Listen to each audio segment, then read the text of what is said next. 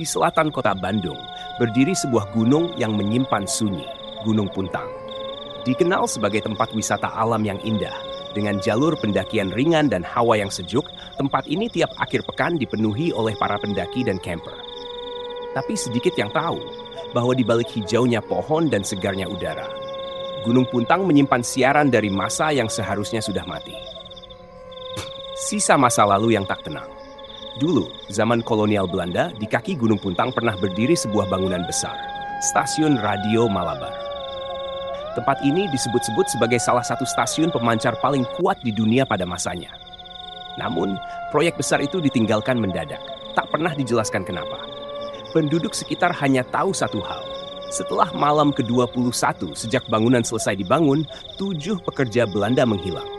Dan malam berikutnya, dari radio mereka terdengar suara sendiri, siaran tak dikenal, dalam bahasa Belanda. Padahal tak ada siapapun yang mengoperasikannya. Mitos paling mengganggu, yang bikin bulu kuduk berdiri bukan bangunannya, tapi siarannya.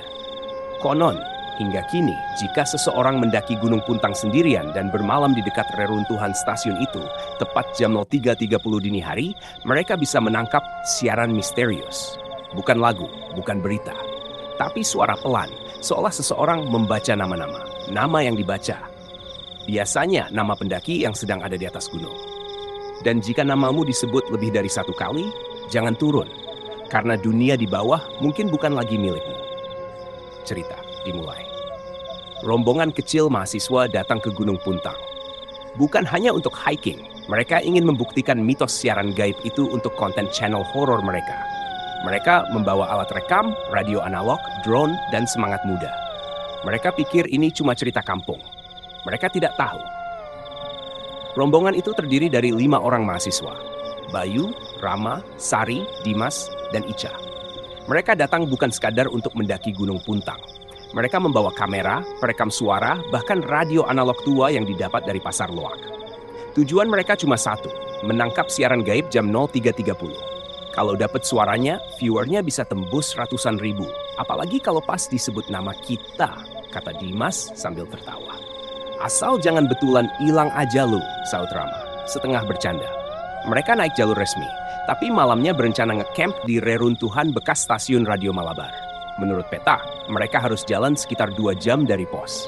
Anehnya, bahkan sebelum mereka sampai ke area camp, hal-hal aneh sudah mulai terasa. Bayu, yang berjalan paling belakang, beberapa kali merasa ada langkah di belakangnya. Tapi setiap kali ia menoleh, tidak ada siapapun. Bahkan jejak pun tak terlihat. Lu ngerasa nggak sih, udara di sini kayak gak sinkron sama langkah kita? Tanya Bayu tiba-tiba.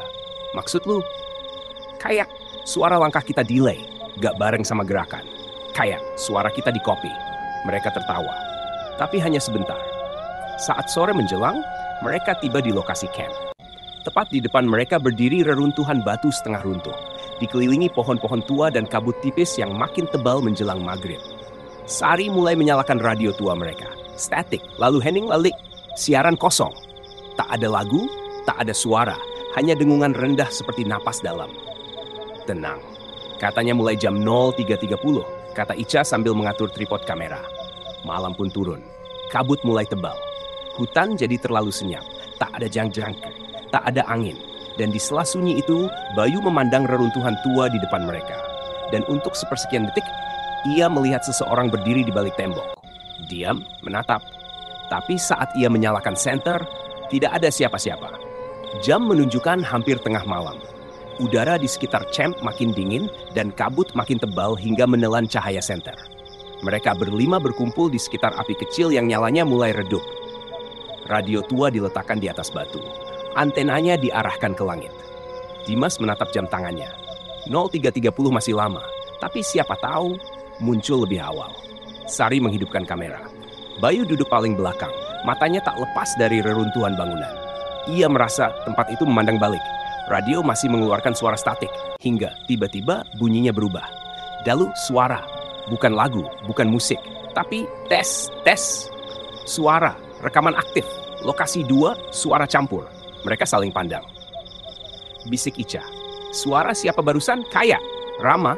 Bukan gua, jawab Rama cepat. Dan benar, suara itu sangat mirip Rama. Radio terus berbunyi. Kali ini lebih jelas. Suara napas berat, terputus-putus. Lalu, Bayu, kamu denger gak? Kamu udah sampai belum? Semua langsung menoleh ke Bayu. Ia terlihat pucat. Itu suara Sari. Gua gak pernah ngucap itu. Sumpah, jawab Sari cepat. Wajahnya ikut tegang. Lalu suara dari radio membacakan nama Dimas. Sari. Bayu. Bayu. Nama Bayu disebut 3 kali. Radio langsung mati. Statik lagi.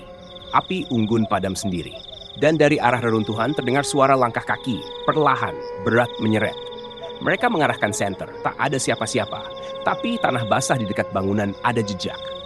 Dan jumlahnya 6. Padahal mereka hanya ber-5. Semua terdiam menatap tanah. Jejak kaki itu jelas. 6 pasang. Tapi saat mereka berhitung ulang, mereka tetap hanya 5 orang. Mungkin jejak lama, ujar Dimas, mencoba masuk akal. Lembabnya masih baru banget, Mas, jawab Sari pelan. Dan gak ada yang masuk ke arah kita. Jejaknya cuma keluar dari bangunan. Bayu menatap ke arah jejak ke-6 itu dan hatinya terasa dingin. Seolah udara tiba-tiba mengunci dadanya. Tadi pas suara itu nyebut nama gue 3 kali, bisiknya. Apa artinya? Lu jangan panik sendiri, yuk, potong Rama. Jangan bawa sugesti. Tapi sugesti itu bukan milik Bayu saja. Karena sejak radio mati, Ica mulai bersikap aneh. Ia hanya duduk menatap ke dalam hutan. Diam, tak bergerak, tak menjawab saat dipanggil. Cak, lu kenapa? Diam aja. Ica akhirnya bicara, tapi dengan nada datar dan pelan, seolah bukan dirinya. Suaranya Gus, radio itu. Bagus gimana? Ada yang manggil dari bawah tanah. Ramah banget, katanya bisa siaran bareng. Asal aku ikut. Rama langsung memegang bahunya. Cak, lu dengerin gue. Lu kecapekan, ayo tidur dulu. Besok pagi kita turun. Tapi Ica berdiri, mengangkat tangannya tinggi ke arah reruntuhan. Dan suaranya berubah. Lebih dalam, serak. Yang baru belum pulang. Yang lama belum selesai bicara. Bayu, waktumu tinggal sedikit. Tiba-tiba tubuh Ica limbung dan jatuh. Mereka segera mengangkatnya, tapi ia hanya pingsan. Tapi yang membuat semua berkuah, bayangan tubuh Ica tidak muncul di tanah. Padahal senter menyorot jelas dari belakang. Ica dibaringkan di dalam tenda, tubuhnya dingin, bibirnya pucat. Tapi napasnya masih ada, meski lambat. Sari berusaha menenangkannya, sedangkan Bayu dan Rama memeriksa sekitar. Gue yakin tadi gak salah lihat, bisik Bayu. Gak ada bayangannya. Lu lihat sendiri kan? Gue lihat dan gue juga ngerasa, jawab Rama. Pas gue pegang pundaknya, dinginnya beda. Kayak bukan tubuh manusia. Dimas, yang sejak awal masih mencoba rasional, sekarang ikut gelisah. Ia kembali memeriksa radio tua mereka, tapi kini tak ada suara sama sekali. Bahkan statik pun hilang, seolah radionya benar-benar mati. Radio mati. Tapi tadi sempat siaran, gumamnya, dan nyebut nama Bayu 3 kali. Lo pikir itu artinya apa? Tanya Sari lirih. 3 kali dipanggil. 3 tanda, 3 jejak mungkin, ujar Bayu pelan. Rama menatapnya. Atau 3 jam sebelum dia diambil. Semua terdiam. Malam makin dalam. Kabut kini seperti dinding putih yang menelan suara dan cahaya. Pohon-pohon di sekitar seperti dekat. Dan di kejauhan, dari arah reruntuhan stasiun radio, terdengar bunyi siulan. Pelan, tapi jelas, bukan dari mulut manusia. Bayu berdiri mendekati arah suara. Tapi saat ia mendekat, tubuhnya langsung gemetar. Ia melihat sesuatu. Di balik reruntuhan, berdiri sosok mengenakan seragam militer Belanda. Tapi wajahnya tak ada. Hanya lubang hitam berlendir. Di tangannya tergenggam radio kecil. Dan dari radio itu, terdengar suara Sari. Bayu, kamu bisa dengar aku? Tolong, jangan deketin dia. Dia nyamar. Bayu menoleh ke arah tenda. Dan saat itu juga, Ica berdiri. Tapi matanya hitam pekat. Dan bayangan di tanahnya masih tidak muncul. Ica berdiri diam di depan tenda. Matanya legam seperti tinta tumpah. Kulitnya pucat dan bibirnya tampak bergerak. Tapi tak bersuara. Tapi suara itu tetap terama. Sari, Dimas. Suara itu tidak keluar dari mulut Ica, tapi dari radio tua yang tadinya sudah mati. Kalian belum waktunya pulang, tapi satu di antara kalian sudah disiarkan. Bayu mundur gemetar. Itu bukan suara Ica. Radio mulai bergetar sendiri. Antena menegang lurus seperti ditarik sesuatu dari udara. Bayu, kau mau siaran berikutnya? Atau kau mau digantikan? Ica menoleh pelan ke arah Bayu. Dan dari balik tubuhnya, bayangan perlahan muncul. Tapi bentuknya salah. Bayangannya lebih tinggi, lehernya miring, dan tak punya kepala. Sari menjerit dan menarik Bayu mundur. Tapi suara dari radio masih mengejar. Yang datang bertiga harus pulang berempat. Yang pulang berlima akan diganti 1. Dimas mulai panik. Ia meraih radio dan melemparkannya ke tanah. Radio pecah, suaranya tetap ada. Dari dalam tenda, dari kabut, dari tanah, dari udara. Dan Icha atau makhluk yang memakai tubuh Icha mulai berjalan ke arah reruntuhan. Langkahnya berat, lambat, dan tanpa suara. Seperti diseret oleh sesuatu dari bawah tanah. "Kita harus turunin dia sekarang," teriak Rama. "Itu bukan Icha lagi," teriak Sari balik. "Kalau kita bawa turun, kita bawa siaran itu ikut ke bawah." Bayu menatap ke langit. Jam sudah hampir 03. Dan ia sadar waktunya nyaris habis. Udara makin dingin, kabut menebal sampai jarak tinggal beberapa langkah saja. Bayu menatap jam tangannya, jarum panjang dan pendek nyaris sejajar. 03.30. Dan tepat saat itu, klik. Radio yang sudah pecah, hidup kembali. Bunyinya bening, tanpa statik, dan suara yang keluar bukan dari luar, tapi dari dalam diri mereka. Siaran dimulai, selamat datang kembali, kalian sudah disambut. Program berikutnya, pembacaan ulang identitas. 1. Bayu. 2. Rama. 3. 4. Dimas. Suara terputus, sunyi menggantung. Pendengar kelima tidak memiliki bayangan. Sinyal tak lengkap, harap ganti sinyal. Tiba-tiba tubuh Icha tersentak keras. Ia menengadah, matanya membuka penuh, bola matanya memutih. Dan dari mulutnya keluar suara bukan suara manusia. Siaran dilanjutkan, korban tersedia, siaran ditanam. Lalu, bumi bergetar, tanah tempat mereka berdiri mulai retak pelan. Dan dari sela retakan muncul kabel-kabel tua berkarat melilit seperti akar menjalar menuju kaki Bayu. "Jangan bergerak," teriak Rama, mencoba memotong kabel dengan pisau kecil. Tapi pisaunya seperti menyentuh besi panas. "Itu bukan kabel, itu saraf mesin," jerit Dimas panik. Sari menarik Bayu sekuat tenaga, dan saat tubuh Bayu berhasil dilepaskan, terdengar suara dari dalam tanah. "Jangan putuskan. Siarannya belum selesai." Radio pecah meledak dalam kilatan merah. Icha hilang. Tidak menghilang bur, menghilang seperti larut ke dalam udara. Dan di tempat ia berdiri, hanya tersisa rekaman suara mereka. Diputar ulang, terus-menerus. "Bayu, kamu dengar aku? Rama, siaran belum selesai. Sari, jangan pulang dulu." Subuh belum datang. Langit Gunung Puntang tetap kelabu pekat, seolah fajar enggan menyentuh tempat itu.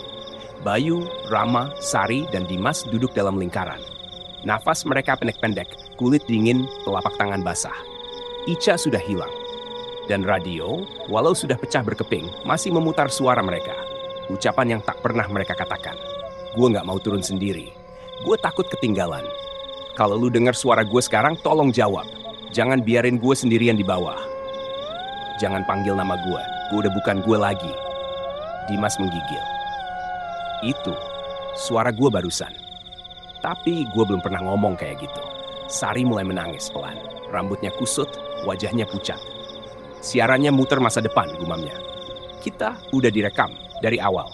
Bahkan sebelum kita datang ke gunung ini." Bayu bangkit berdiri. Ia memandang ke arah reruntuhan stasiun radio Malabar yang kini tidak lagi terlihat sebagai puing. Bangunan itu kini utuh. Pintu kayu tinggi, antena logam berdiri megah. Jendela kaca berembun dari dalam, dan di puncak menara siaran ada sosok berseragam berdiri menghadap mereka. "Lu semua lihat itu?" bisik Rama. "Gua lihat, itu bukan masa lalu lagi. Kita yang keseret ke siarannya." Seketika suara dari dalam radio pecah jadi jeritan. Penggantian identitas. 1 pulang, 3 direkam, 1 menggantikan. Radio meledak. Dari balik reruntuhan terdengar langkah banyak kaki. Bukan 1, tapi puluhan. "Kita harus pergi sekarang," jerit Dimas. Tapi saat mereka menoleh ke arah jalur turun, jalannya sudah tidak ada. Hutan di belakang mereka berubah. Pohon-pohon berpindah. Jalur tanah menjadi tembok lumut. Udara jadi seperti cairan menghalangi suara dan pandangan. Mereka terjebak. Dan dari reruntuhan itu, suara Icha kembali terdengar. "Kalian datang untuk mendengar. Tapi kini, kalian semua sedang disiarkan." Langkah kaki itu makin dekat. Bayu, Rama, Dimas, dan Sari hanya bisa berdiri terpaku di depan jalur turun yang kini berubah menjadi dinding kabut. Hutan di belakang mereka bukan lagi jalur pendakian. Gunung Puntang berubah. Atau mungkin, mereka yang bergeser ke dimensi lain. Dari reruntuhan stasiun radio, pintu kayu tua terbuka perlahan. Bersamaan dengan itu, suara dari dalam kembali terdengar. "Pemancar sudah aktif. Silakan pilih siapa yang akan dikembalikan. Dan siapa yang akan menjadi siaran selanjutnya? Tiba-tiba, tubuh Dimas terseret mundur. Bukan oleh tangan, tapi oleh tarikan gelombang udara. Seperti gravitasi aneh yang hanya menarik dirinya. Gue gak mau! Gue mau turun! Gue mau pulang! Bayu dan Rama mencoba menariknya, tapi tangan mereka tembus. Dimas seperti sudah tidak padat, seperti pantulan. Identitas Dimas telah digunakan. Silahkan dengarkan program Ulang Tahun yang Terhapus. Tepat saat itu, tubuh Dimas menguap menjadi suara. Dan dari udara terdengar ulang suara tawa dan tangisnya. Dari kecil sampai sekarang seperti rekaman hidup yang diputar habis. Sisa mereka bertiga, Bayu, Sari, dan Rama. Mereka berlari, entah ke arah mana. Kabut seperti labirin membalik arah langkah, menyamarkan jalur, memisahkan satu sama lain. Sari jatuh, tertinggal. Rama tak bisa menemukan Bayu. Bayu, kamu masih hidup? Bayu, jangan tinggalin gua. Dan dari dalam kabut muncul sosok berseragam Belanda. Tapi wajahnya adalah wajah Rama. Yang tersisa hanya bisa pulang bila tak membawa siapa-siapa. Rama atau Bayu, salah satu harus tinggal. Beberapa jam kemudian, seorang pendaki ditemukan sendirian di dekat gerbang awal jalur Gunung Puntang. Wajahnya penuh luka, tubuhnya lemas. Tapi matanya kosong.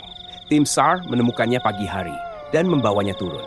Identitasnya, ia tak membawa KTP, tak punya HP. Saat ditanya siapa namanya, ia hanya menjawab satu kata, bukan saya. Pendaki itu diam di ruang pos jaga. Tubuhnya penuh goresan, napasnya berat, dan matanya kosong seperti menatap ke tempat yang tidak bisa dilihat siapapun. Petugas bertanya, nama kamu siapa? Saya, bukan saya. Petugas saling pandang. Mereka pikir mungkin korban kecelakaan, trauma berat, atau hilang ingatan. Tapi yang membuat semuanya lebih aneh, sidik jarinya tak terdaftar. Tak ada nama, tak ada data, tak ada jejak digital. Salah satu tim SAR, Pak Edi, mencoba menyambungkan kejadian itu ke laporan sebelumnya. Ia membuka rekaman CCTV dari gerbang pendakian. Terlihat 5 orang naik ke Gunung Puntang. Tapi saat CCTV malam hari dicek lagi, yang turun hanya 1. Dan wajahnya tidak terekam. Kabur, seperti blur, seperti wajah yang belum pernah diprogram dunia. Di kota, lelaki itu berjalan menyusuri jalanan kota Bandung. Ia berhenti di depan rumah tua berwarna hijau. Ia mengetuk pintu, gemetar. Seorang wanita paruh baya membukanya. Bu, saya pulang ibu. Wanita itu menatapnya lama. Maaf nak, saya. Tapi, saya Rama bu. Rama anak ibu, 13 Desember, lahir di sini. Rama gak pernah naik gunung tanpa pamit. Wanita itu mulai menutup pintu. Rama anak saya, udah meninggal 5 tahun lalu. Kecelakaan laut, bukan gunung. Klik. Pintu tertutup. Lelaki itu terduduk di trotoar, menangis. Tapi bukan tangisan manusia biasa. Dari dalam tubuhnya terdengar gema suara radio. Program berikutnya, Kehidupan Tanpa Bukti. Terima kasih telah bergabung dalam siaran kami. Anda sekarang bagian dari gelombang yang tidak dikenal. Dan di langit malam kota Bandung, gelombang radio samar terdengar di frekuensi kosong. Suaranya mirip seseorang yang sedang mencoba mengucapkan nama sendiri. Malam di Gunung Puntang tak pernah benar-benar gelap. Selalu ada cahaya aneh yang berkedip di balik kabut. Dan suara, selalu ada suara. Siaran itu tidak pernah berhenti. Bahkan setelah para pendaki hilang, bahkan setelah stasiun radionya runtuh, bahkan setelah waktu berlalu puluhan tahun. Karena siaran itu bukan dari mesin. Ia adalah ingatan yang ditanam. Dan setiap orang yang mencoba mendekat akan menjadi bagian dari naskah baru. Ruang siaran yang terkunci waktu. Bayu kini duduk sendiri dalam ruangan kosong. Dinding tua di sekelilingnya berdengung. Bukan dengan listrik, tapi dengan gema nama-nama. Di depannya ada mikrofon tua berdebu. Dan di dinding ribuan nama tertulis. Nama-nama yang pernah dipanggil. Nama-nama yang tidak pernah kembali. Di pojok ruangan, layar kecil menyala. Menampilkan 5 wajah. Bayu, Sari, Dimas, Ica, Rama. 4 wajah sudah memudar, tinggal 1 yang masih menyala terang, Bayu. Lalu layar berubah, menampilkan kamera CCTV dari jalan raya, warung kecil, dan studio podcast di kota. Suara lembut terdengar di sekeliling Bayu. Waktumu sudah habis di atas Bayu. Sekarang, waktumu siaran di bawah. Kau akan berbicara lewat teknologi yang manusia milik mereka. Tapi sebenarnya, semua suara mereka berasal dari kami. Di kota Bandung, seorang YouTuber horor muda sedang menyunting video. Ia menambahkan efek suara radio tua ke pembuka videonya. Tapi saat diputar ulang, suara yang muncul bukan efek, tapi suara seorang lelaki. Ini aku, Bayu. Kalau kamu dengar ini, jangan sebut nama aku 3 kali. Jangan datang ke Puntang, jangan bawa alat rekam. Karena begitu kau dengar aku, kau sudah jadi bagian dari naskah selanjutnya. Pemuda itu terdiam, matanya berkaca-kaca. Ia mencoba menghapus suara itu dari rekaman, tapi filenya tidak bisa dihapus. Dan namanya mulai muncul di layar. Setiap malam pukul 03.30, di frekuensi kosong antara 87,5 dan 89,1, kadang terdengar siaran aneh. Bukan lagu, bukan berita, tapi nama. Mungkin nama kamu, mungkin nama seseorang yang dah lama hilang. Atau mungkin nama yang belum pernah ada. Dan jika itu terjadi, matikan radionya. Jangan dipanggil. Jangan dijawab.